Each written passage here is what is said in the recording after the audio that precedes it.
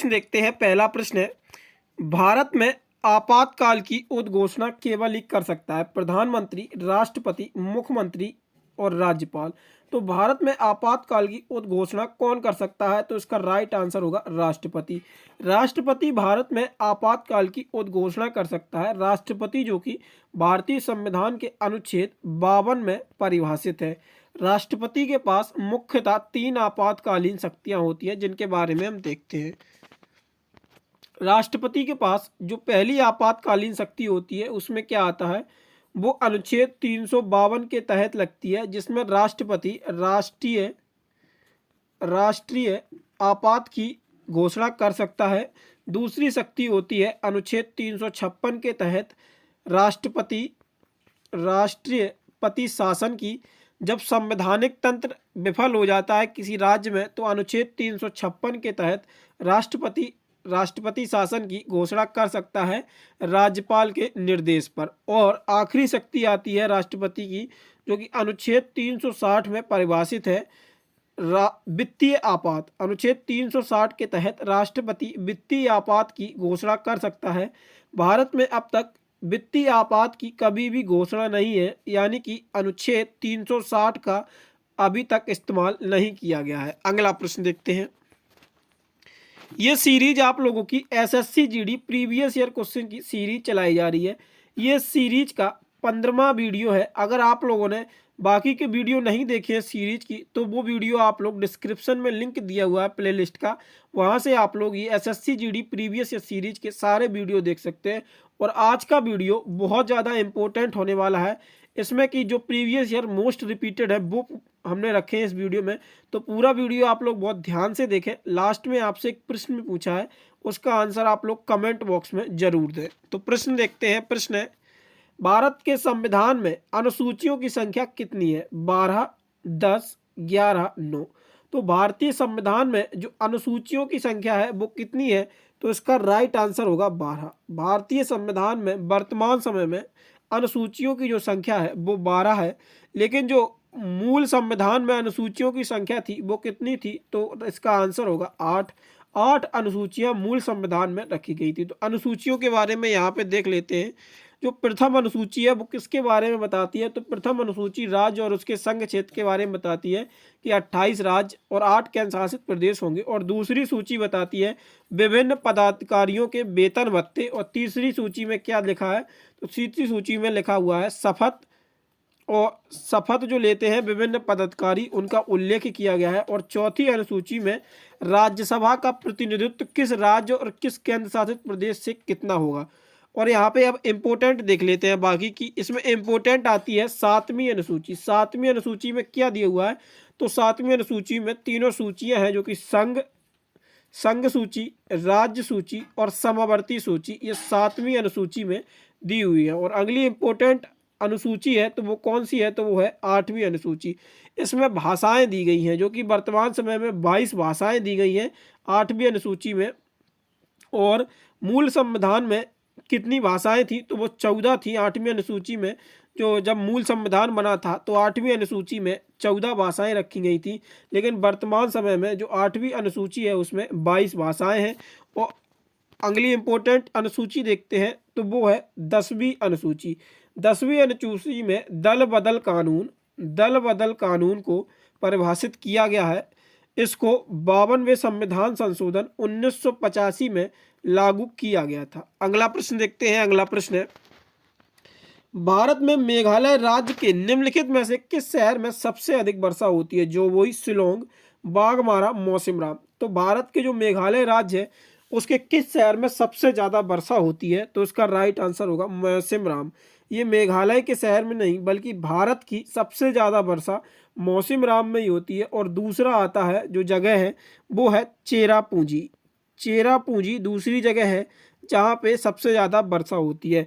मौसिमराम जो है जहाँ पे सबसे ज़्यादा वर्षा होती है, यहाँ पे एक गिनीज बुक रिकॉर्ड भी है जो 1985 में बना था। यहाँ पे 1985 में 1000 इंच वर्षा हुई थी। तो ये रिकॉर्ड बना था मौसिमराम के नाम पर। अगला प्रश्न देखते हैं। अगला प्रश्न है, प्रत्येक डैश हेतु सरकार की अनुमानित प्राप्तियों और व्यय का विवरण है।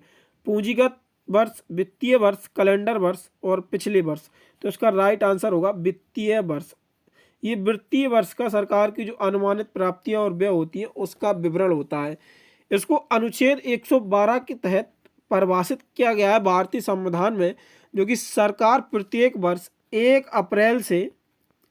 अप्रैल से और 31 मार्च तक जो भी अनुमानित प्राप्तियां और व्यय होती हैं उनका वित्तीय वर्ष का लेखा जोखा प्रस्तुत करती है अनुच्छेद 112 के तहत। अगला प्रश्न देखते हैं। अगला प्रश्न है, मोहिनी अट्टम नृत्य हिंदू देवता डैश के सम्मान में महिलाओं द्वारा रहस्यमयी मोहिनी के उनके अवतार के रूप में किया जाता है। कृष्ण, शिव, राम, विष्णु। तो जो मोहिनी अट्टम नृत्य है वो किस हिंदू देवता के सम्मान में किया जाता है? तो उसका राइट आंसर होगा विष्णु। विष्णु भगवान के ही सम्मान में मोहिनी अट्टम नृत्य है वो किया जाता है। अब मोहिनी अट्टम नृत्य के कुछ महत्वपूर्ण कलाकार देख लेते हैं, जिसमें सबसे पहले आता है कला मंडलम कल्याणी अम्मा। क्या नाम आता है? कला मंडलम कल्याणी अम्मा। इनको मोहिनी अट्टम का जननी भी कहा जाता है, कला मंडलम कल्याणी अम्मा को। दूसरा नाम आता है मोहिनी अट्टम में, वो कौन सा है? तो दूसरा नाम है सुनिंदा नायर का। दूसरा नाम कौन सा है? सुनिंदा नायर, डॉक्टर सुनिंदा नायर। तीसरा नाम आता है हेमा मालिनी का, हेमा मालिनी। और चौथा नाम है श्री देवी, श्री देवी। ये चारों नाम जो थे ये बहुत ज़्यादा पूछे जाते हैं, मोहिनी अट्टम नृत्य से संबंधित थे। और मोहिनी अट्टम की जननी किसको कहा जाता है? तो वो कला मंडलम कल्याणी अम्मा को मोहिनी अट्टम की जननी कहा जाता है। और भगवान विष्णु के सम्मान में ही महिलाओं के द्वारा मोहिनी अट्टम नृत्य किया जाता है। अगला प्रश्न देखते हैं। अगला प्रश्न है, पृथ्वी के वायुमंडल की पहली परत होती है क्षोभ मंडल, महावायुमंडल, समताप मंडल, मध्य मंडल। तो जो पृथ्वी की वायुमंडल की पहली परत होती है तो उसको क्या नाम दिया गया है? तो उसको क्षोभ मंडल नाम दिया गया है। क्षोभ मंडल जो कि जिसमें कि वायुमंडल की जितनी भी घटनाएं होती हैं वो क्षोभ मंडल में ही होती है। और सबसे ज़्यादा घनत्व भी क्षोभ मंडल का है। ग्रीन हाउस प्रभाव भी क्षोभ मंडल पे ही देखा जा सकता है। तो ये थी कुछ वायुमंडल से महत्वपूर्ण जानकारियाँ जो कि क्षोभ मंडल में घटनाएं होती हैं। वायुमंडल घटनाएं क्षोभ मंडल में होती हैं और सबसे ज़्यादा घनत्व भी क्षोभ मंडल का है। ग्रीन हाउस प्रभाव भी क्षोभ मंडल में ही देखा जा सकता है। अगला प्रश्न देखते हैं। अगला प्रश्न है, सुजाता महापात्रा ने डैश के लिए संगीत नाटक अकादमी पुरस्कार जीता था? ओडिसी, आधुनिक नृत्य, कथक, मोहिनी अट्टम। तो सुजाता महापात्रा ने किस संगीत नाटक अकादमी के लिए? तो इसका राइट आंसर होगा ओडिसी। सुजाता महापात्रा ने ओडिसी के लिए ही संगीत नाटक अकादमी पुरस्कार जीता था। अच्छा, ओडिसी नृत्य से संबंधित कुछ महत्वपूर्ण प्रतिपादक देख लेते हैं, जिसमें कि सबसे पहला नाम आता है केलूचरण महापात्रा का। पहला नाम कौन सा आता है? तो केलूचरण महापात्रा का नाम आता है। इनको तीनों जो शीर्ष जो भारत रत्न छोड़ के बाकी के जो शीर्ष सम्मान है वो मिल चुके हैं। और इनका जो सक्रिय वर्ष था वो 1935 से 2001 तक ये सक्रिय रहे ओडिसी नृत्य में। और इनको पद्मश्री कब मिला था केलूचरण महापात्रा को? तो इनको पद्मश्री से सम्मानित 1974 में किया गया था। और पद्म भूषण से 1988 में सम्मानित किया गया था। और पद्म विभूषण से 2000 में सम्मानित किया गया था। तो ये केलूचरण महापात्रा जो कि ओडिसी नृत्य से संबंधित थे। और दूसरा नाम ओडिसी नृत्य में आता है सोनल मानसिंह का। दूसरा नाम ओडिसी नृत्य में किसका आता है? तो वो होगा सोनल मानसिंह। तीसरा नाम आता है किरण सहगल का। तीसरा नाम किसका है? किरण सहगल। और चौथा नाम आता है सुजाता महापात्रा, यहाँ पे आप लोगों ने देख लिया है। और चौथा नाम आता है कुमकुम मोहंती का। कुमकुम मोहंती, ये भी एसएससी पूछ चुका है। कुमकुम मोहंती किस शास्त्रीय नृत्य से संबंधित है? तो कुमकुम मोहंती ओडिसी शास्त्रीय नृत्य से संबंधित है। अब देखते हैं अगला प्रश्न। अगला प्रश्न है, गणेश चतुर्थी भगवान गणेश के सम्मान में मनाया जाने वाला उत्सव है। यह हिंदू माह में किस हिंदू माह में मनाया जाता है? तो इसका राइट आंसर क्या होगा? तो इसका राइट आंसर होगा भाद्रपद। ये भाद्रपद के महीने में जो हिंदू माह है उसमें ये गणेश चतुर्थी का उत्सव मनाया जाता है। गणेश चतुर्थी मुख्यतः ये 10 दिन का उत्सव मनाया जाता है। अगला प्रश्न देखते हैं। अगला प्रश्न है, मौठ की मस्जिद डैश शासक के शासनकाल में बनवाई गई थी? मोहम्मद तुगलक, सिकंदर लोदी, बहलोल लोदी और फिरोज शाह तुगलक। तो जो मौठ की मस्जिद है वो किसके शासनकाल में बनाई गई थी? तो ये सिकंदर लोदी के शासनकाल में बनाई गई थी।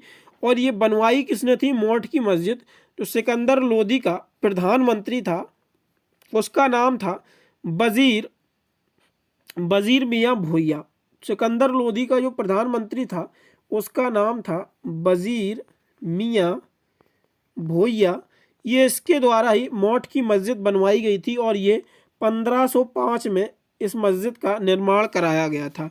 अगला प्रश्न देखते हैं। अगला प्रश्न है, निम्नलिखित में से किस तत्व का रासायनिक सूत्र NaCl है? कार्बोनिल डाइक्लोराइड का, अमोनियम क्लोराइड का, पोटेशियम नाइट्रेट का और सिलिकॉन डाइऑक्साइड का। तो NaCl ये किसका रासायनिक सूत्र है? तो ये अमोनियम क्लोराइड का रासायनिक सूत्र है। अगला प्रश्न देखते हैं। अगला प्रश्न है, एक से अधिक कोशिकाओं से बने जीवों को आप क्या कहते हैं? परिकोशिकाएं, बहुकोशिकाएं, उपकोशिकाएं, एक ही कोशिकाएं। तो इसका राइट आंसर क्या होगा? तो इसका राइट आंसर होगा बहुकोशिकाएं। एक से अधिक कोशिकाओं से बने जीवों को हम बहुकोशिकीय जीव कहते हैं। अगला प्रश्न देखते हैं। अगला प्रश्न है, निम्नलिखित में से कौन सा एक प्रमुख गेहूं उत्पादक राज्य नहीं है? पंजाब, उत्तर प्रदेश, गोवा, हरियाणा।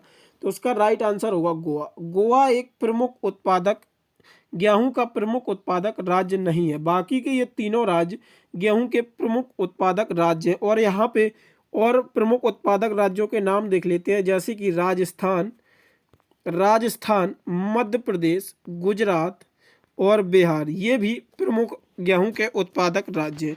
अगला प्रश्न देखते हैं। अगला प्रश्न है, 1877 में वायसराय लिट्टन ने डैश को भारत की सामग्री के रूप में स्वीकार करने के लिए एक दरबार का आयोजन किया था?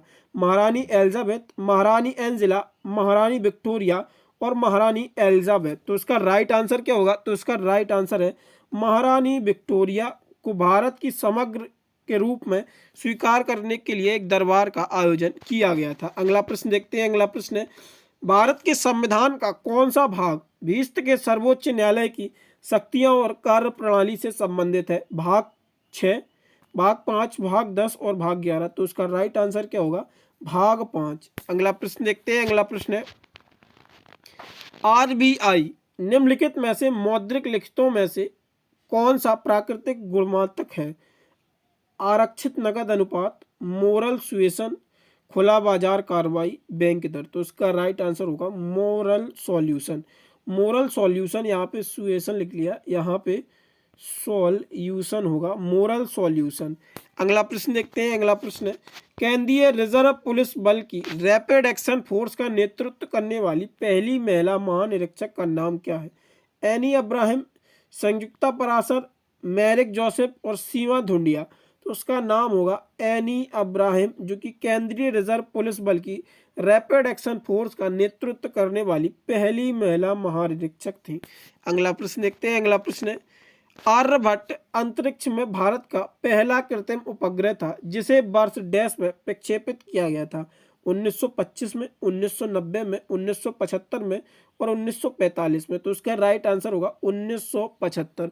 1975 में जो भारत का कृत्रिम उपग्रह था आर्यभट्ट, उसको प्रक्षेपित किया गया था। अगला प्रश्न देखते हैं। अगला प्रश्न है, सुमंग लीला उत्सव निम्नलिखित में से किस राज्य से संबंधित है? बिहार, असम, मणिपुर, झारखंड। तो जो सुमंग लीला उत्सव है वो मणिपुर राज्य से संबंधित है, सुमंग लीला उत्सव। अगला प्रश्न देखते हैं। अगला प्रश्न है, गर्म मौसम की ऋतु में पश्चिम बंगाल क्षेत्र में गरज के साथ भारी वर्षा की घटना को क्या कहते हैं? काल वैसाखी, आम्र वर्षा, निर्वर्तम वर्षा ऋतु, लू।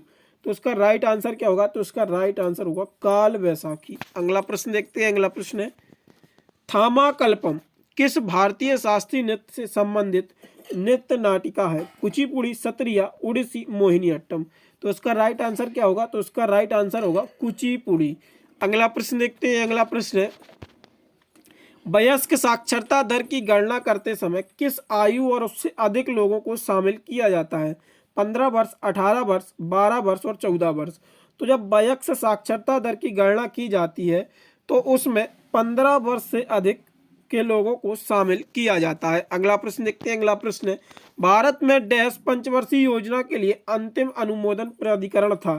राष्ट्रीय विकास परिषद, राष्ट्रीय कृषि एवं विकास परिषद, अंतर्राष्ट्रीय विकास परिषद, राष्ट्रीय विकास केंद्र।